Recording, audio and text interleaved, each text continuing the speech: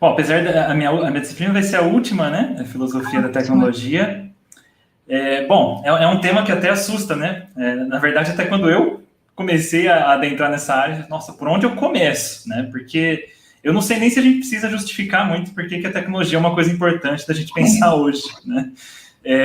Sempre tem perguntas, mas assim, a gente também tem em mente que não é só uma coisa para especialistas, né, na tecnologia, porque é uma coisa que a gente sempre fala, tá na vida de todo mundo, né? A gente está usando tecnologia agora, aqui, né?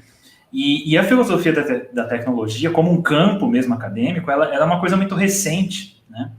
E uma coisa que eu costumo sempre dizer é que alguns autores, eles até falam que esse campo demorou até para se consolidar, por causa de até alguns mitos tecnológicos que foram sendo propagados, que meio que, né, a gente talvez vai falar um pouquinho disso hoje na conversa, né, mas meio que dizer assim, tecnologia é só aplicação de ciência. Se você pensa isso, você vai pensar só em ciência, né? Então, filosofia da tecnologia é filosofia da ciência, porque a tecnologia é só aplicação, né? Ou, sei lá, a tecnologia em si ela é neutra, só importa o uso que eu dou para ela, se é para bem ou para mal. Se você pensa assim, você vai estudar ética, você não vai estudar tecnologia em si, você vai ver o que é certo e errado, você não vai pensar na tecnologia em si, né? E aí é interessante, porque à medida que esses pressupostos foram sendo meio que, esses mitos foram sendo busted, né? Eles foram sendo, não, peraí, não é bem assim, né? E aí a tecnologia começou a ser investigada como um fenômeno propriamente dito, né? Como algo que é como um autor costuma dizer, né? Talvez alguns de vocês já ouviram isso, né? Nós moldamos nossas tecnologias, mas nossas tecnologias também nos moldam. Elas nos moldam de formas, né, em vários aspectos de nossas vidas pessoais, em nossa sociedade, em vários aspectos. A gente precisa entender essa força e o que significa mesmo a tecnologia no mundo de hoje, né? Como nós chegamos aqui, como que os antigos pensavam na tecnologia no passado, né? E o que nós vamos fazer com ela, né? Sejamos nós desenvolvedores ou usuários. Né? É um campo muito, muito relevante, importante mesmo para a gente analisar e pensar criticamente, né, Fernando? Sim. Muito bom. E você, Tiago?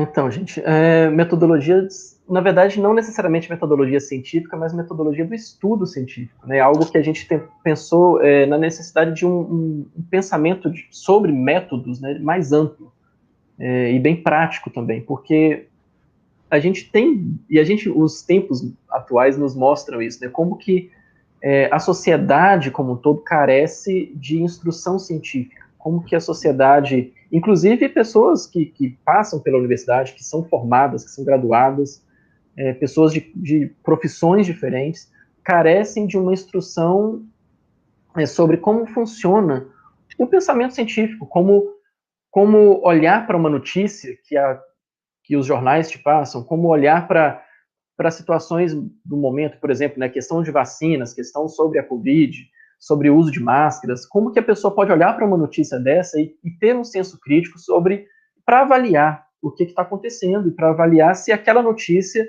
ou se aquela postura que alguém tomou, ou se aquela notícia que alguém me mandou no WhatsApp é plausível, se tem como a gente raciocinar em cima daquilo para tirar conclusões próprias.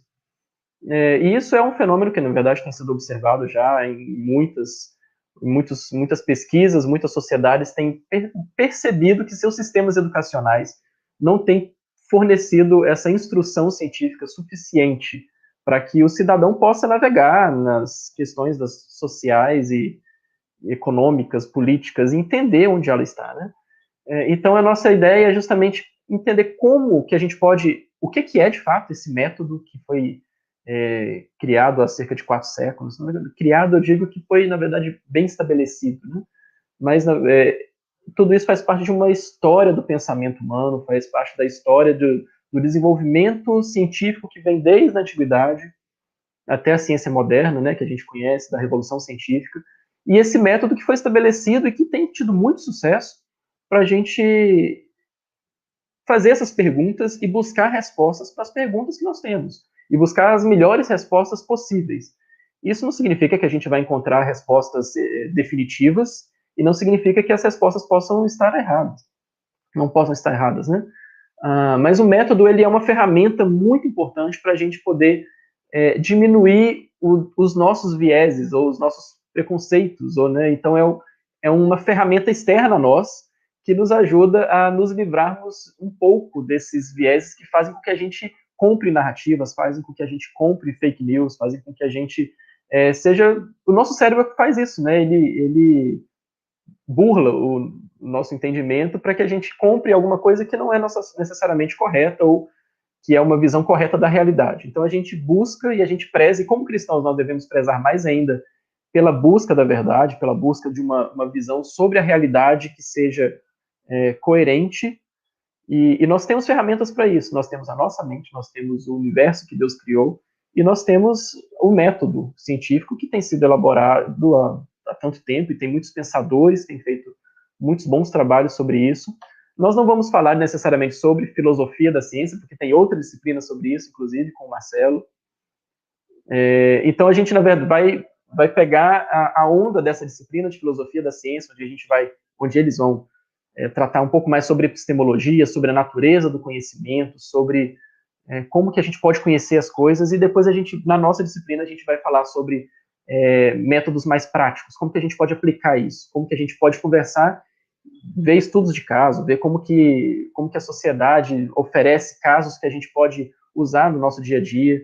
Então, vai ser uma disciplina bem interessante, onde a gente vai poder ver esses temas de forma bem prática e aplicar isso ao nosse pensamento, desenvolver o espírito crítico, isso para todas as áreas, sejam para ciências sociais, para as ciências humanas, para a história, para a biologia, né, para as ciências exatas, para a tecnologia, né, e aí eu estava conversando com o Pasquini, a gente estava conversando, né, nos bastidores ali sobre essa questão dos métodos, né, os métodos científicos, os métodos tecnológicos. Então existem muitos métodos. Como que a gente navega nesse tanto de coisa que está disponível para nós hoje?